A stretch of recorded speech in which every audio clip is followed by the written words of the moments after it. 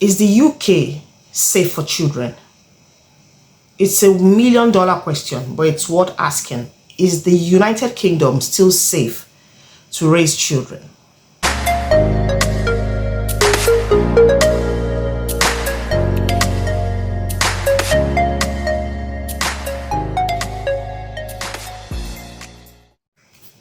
Welcome to my channel. My name is Adora, and if you're just coming across this channel for the first time, thank you very much for stopping by. So recently there was a tragic incident that happened here in the United Kingdom, and it has really thrown the internet into a very silent graveyard. Like, a lot of people are really upset about the incident. A lot of people are unhappy, which is expected because this is the loss of lives, and not just the loss of lives, but the loss of lives of babies, of children, of kids.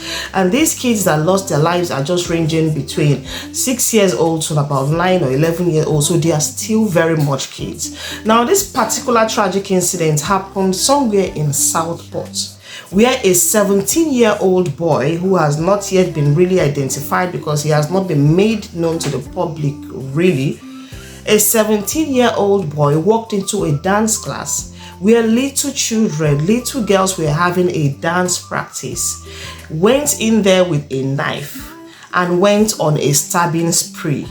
Like, he just lost it and was stabbing kids, was stabbing the children. Unfortunately, at the end of the day, 3 children lost their lives even after they were rushed out of the scene. Some of the teachers or the adults who were there to protect the kids and take care of them are also battling with their lives. So there's been a very unfortunate incident that has just happened in this place. Which brings me to this question. Is the UK still safe for children?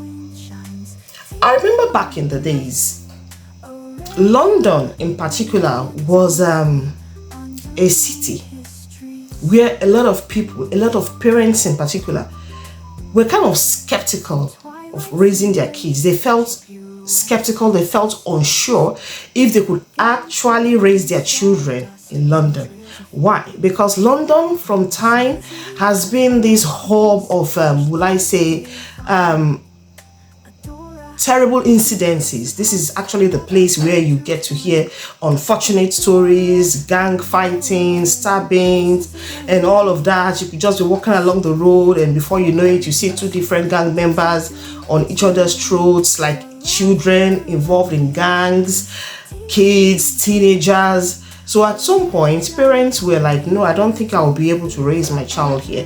When my child gets to a particular age, we will move out of London. We move to the outskirts of London. We moved far away from London. We moved to, the countryside and all of that. A lot of parents were actually saying that. And even as I speak, parents are still saying that because it hasn't changed. London is still the same, if not even getting worse.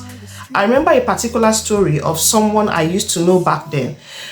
This family has 3 children. So they had 2 boys and a girl. And then the family were seriously keeping an eye on their 2 boys because London is rough. When it comes to raising kids, it takes the grace of God for your child to actually turn out well. Because even when you're raising them, like in a godly home, you're raising them with good morals and all of that, discipline from the home front, you never can tell what they are encountering out there at school, out there in public places. You never can tell what is happening. You never can tell who wants to harm them. You never can tell who wants to initiate them into one gang or the other. That's where it becomes very scary because you can't always police your child around. You can't be with your child 24 hours trying to protect him or her. So these parents were actually keeping an eye on their sons because at this point, their sons were already growing. They were already getting to that age where you say A and they say B, and they were getting to that stage where you say one and they reply you with 5 things, that puberty stage where children, it takes a lot of courage for you to be able to keep an eye, keep a hold on them, to be able to put them together.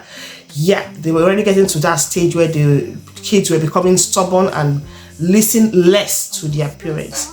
So the parents of these children were like, okay, we're taking strict measures on how to protect their children. One of the things they did was to make sure that they took their children to school. In the afternoon, they brought them back home. Now, at this point, these kids are already in high school, but one would wonder, why would you want to take your child to school, drive the child to school, and then drive them back home every day when their mates were actually walking to school? And they said one of the reasons why they did it was just to be sure that they keep them, when they drop their children in the morning, they are sure they're dropping the children at school. The children are actually going to their classrooms. And then after school, they go and bring the children back. Nothing is happening to them on the road. They're not involved in any fights and all of that. Another way they tried to curtail the excesses of children within that age range was to make sure that they bought them phones and mobile, like internet lines, that they could monitor, that they could keep an eye on, just to watch who they call and who's calling them. So the parents were kind of 24 hours monitoring the incoming and outgoing calls that came into the line, the phone calls of these children. They took so many measures, several measures, just to make sure that, things were put in place. So their major concern was the boys, because actually it's more scarier raising the boy child over there in London. It is more scary. While they were putting all this attention on the boy child, they were disappointed to find out that the person that would actually bring tears to their eyes was their daughter. They were surprised and shocked to find out that their daughter, whom they thought was an angel, whom they thought was the calmer person, whom they thought she was different because she's not a boy, was actually the one involved in the gang thing. This girl at just a very tender age got involved with bad friends who introduced her into smoking, and then from smoking it got worse, and then she's still having issues, fights and all of that with a fellow, or rather a rival group of girls that found themselves competing over one thing or the other. And before we knew what was happening, it had already blown into a full-time gang thing. And but the bottom line of this story is that they were disappointed to discover that it was even a girl, their daughter, that could get involved in this. And they were putting so much energy watching over their son. They were putting so much energy trying to curtail the excesses of the male child in London. But it was a girl. So it's a very surprising thing. Sometimes you don't even know how to come across it. Sometimes you don't know how to handle it. And that's why a lot of parents, when they get to a certain age, when their kids turn to a certain age, they decide to move out of London, out of the city, into a much calmer town, a much calmer place where they could raise the kids without the noise and the hustle and the bustle of that very busy city. So they move out of London. Some of them move as far as Manchester. They just go very far just to be sure that they really don't have a connection with that place anymore. Okay, now one will say, okay, fine, this particular incident did not happen in London.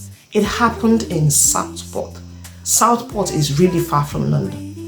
This is one place I have hardly heard about. Honestly, I don't think I have actually heard anything unsettling, any unsettling news about this place. There could be, but I have never really heard any unfortunate incident that has blown out to this proportion, like this particular killing of these children in a dance class.